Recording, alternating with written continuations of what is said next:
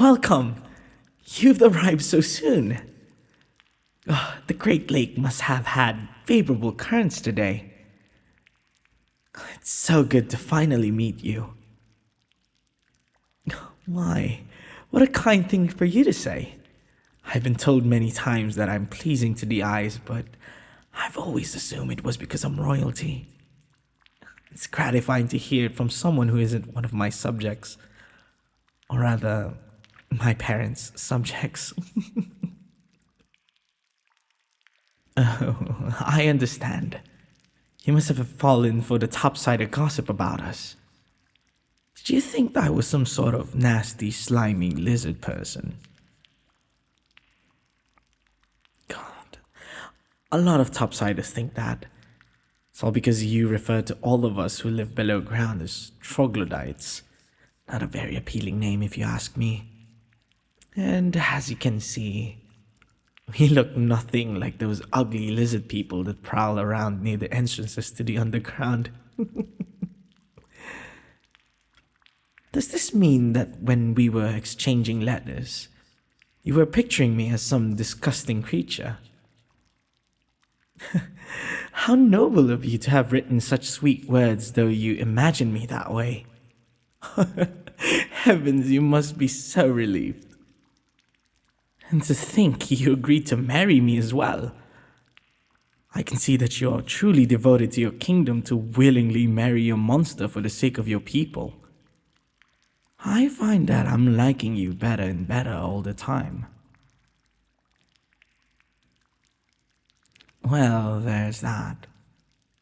I suppose a commoner would suffer through greater trials than that for a chance to live the life of royalty. My understanding is that your people don't get many opportunities to improve your situation. It's all a matter of being of the right birth, isn't that right? How nice it must be for you then, to have been able to choose to participate in this exchange. Doesn't sound like it's common for your people to be able to create a better life for themselves. Oh, yes, well, it wasn't exactly a choice from me. Royalties have their duties, you know. My parents chose me out of all their children for this task. Yes, it's a very important duty. When royals and nobles intermingle too much, the bloodline becomes corrupted. So we tend to select commoners of healthy disposition to wed instead. It was very considerate of your king to respect our traditions for this political marriage. He always trade a commoner to marry the other's royalty. I don't mean to disrespect topsider ways, but I think it's better this way. You're going to bring a very valuable perspective that a royal couldn't. You actually know what it's like to be a commoner. You know their needs, even if you're not from this kingdom. It's always made more sense to me. But I'm babbling. I must admit, I'm a little nervous meeting you. Even though we exchange letters, it's still a nerve-wracking moment. Just meeting your future spouse. Well, I'm not surprised. It must be incredibly intimidating. Suddenly being selected to marry royalty in an underground kingdom. If I might ask, how does that make you feel? Oh. Well, if there's anything you shouldn't be feeling, it's unworthiness.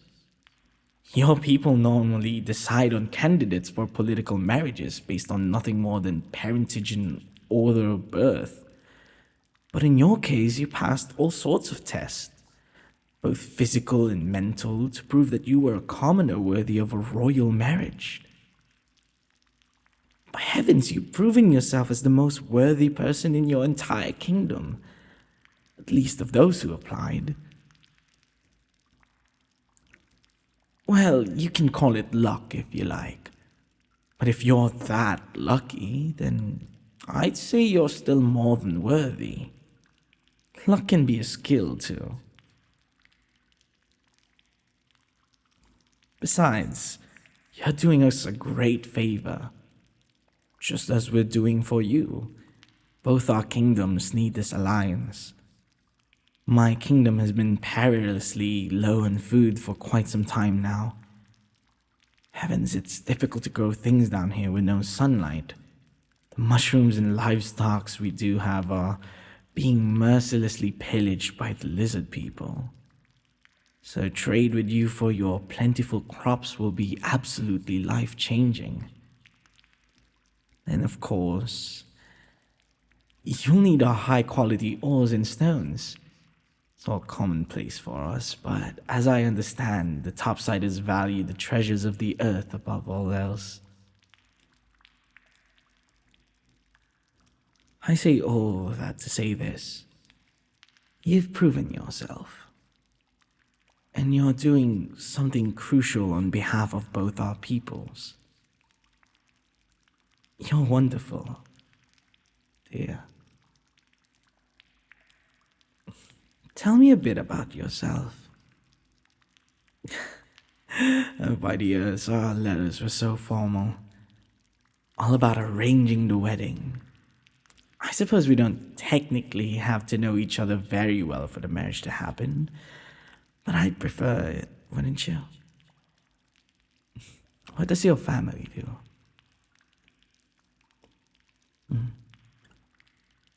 Oh, how wonderful.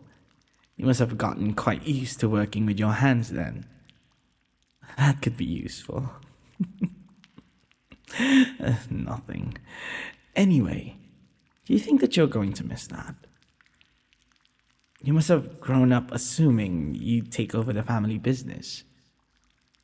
I imagine it must be shocking to realize things are going in a totally different direction. I suppose I can understand that. That seems to be something that royalty and commoners have in common. Things tend to get decided for you. Any chance to make a decision for yourself should be treasured, even if it's unexpected. In my case, I always knew I was going to be part of a political marriage. I'm the oldest of my siblings, but it's been determined that I'm not the best suited for leadership. So this is the only way I can contribute to the kingdom. And you can't be royalty if you're not going to contribute. But I wouldn't say that I'm unlucky. In fact, you and I are going to have an incredibly easy life together. Our whole purpose is to be symbols of our kingdom's union. All we're really required to do is to make public appearances at some important events. As long as we look happy together, people will see that our people can get along. I know, it's incredibly simple. Of course, we can do more if we choose. We have a certain allotment of the royal treasury that's our disposal. That's more a matter of personal taste. Personally, I love to do some humanitarian outreach between kingdoms. It makes the bond that much stronger.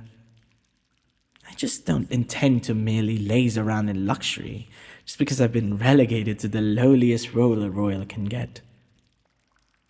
Oh dear. I think I said something I shouldn't have. My apologies, lady. I don't mean to imply that marrying you is beneath me. It has nothing to do with you, as a person. It's just, in my kingdom, all the princes and princesses are given land and responsibilities based on their potential. For me to be given no land at all and the easiest possible job, it speaks volumes about what my parents think of me. It's as if they're saying, the only thing we think you're capable of is smiling in public and not cheating on your spouse. I was supposed to greet you and make you feel welcome in our kingdom. Yet, here I am, burdening you with my own self-pity. My earth. Perhaps my parents aren't so wrong about me.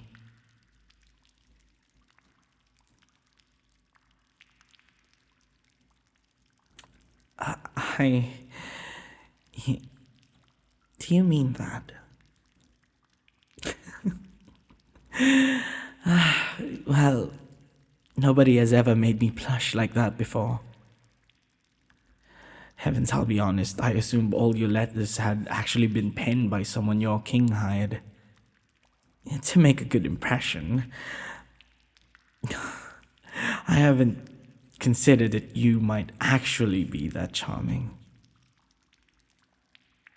It's bizarre. I didn't choose this political marriage, but now I think that perhaps, just perhaps, I can still choose you. Well, how can I say it more clearly? We've only just met, but I think that if we met under different circumstances, I could have decided that I wanted to marry you anyway. You're sweet and charming. I know just from you passing the test that you're healthy and intelligent. Maybe you don't see it this way because of your birth, but you're quite the specimen. I mean it. It's true. You keep bringing up your background as if that changes anything. But I'm telling you, it doesn't. If anything, I'm the one who's unworthy. You were chosen because you're the best commoner your people had to offer. I was chosen because I'm the worst of my royalty. I'm the one that they could afford to give up. You're sweet to say that, but why don't we both agree not to say such things about ourselves? Let's just say that we're each bringing something to the marriage, and we're both doing something important for our peoples. I was actually feeling quite terrible about all this before you arrived. Heavens, I hated the fact that I was chosen for this union, but seeing that you're so likable, I assume it's not so bad. I may not technically be able to refuse the marriage, but perhaps that doesn't mean that I can't embrace you for my spouse of my own accord. In that case, let's make this formal. Will you marry me? Perhaps I should rephrase that. At this point, we will be married regardless, but do you want to marry me? I'm so happy to hear you say it. And I feel the same for you. I'm glad you were the one chosen for this. And to my surprise, for the first time, I'm glad that I was chosen as well. I choose to love you. Not because it's my duty, but because it's the one thing I still have a choice in. And because you're worthy of it. Oh, come to think of it, have we just been standing in the palace's entryway this entire time? You're so engaging to talk to, I didn't even realize. There's a whole feast waiting for us. Come, my love.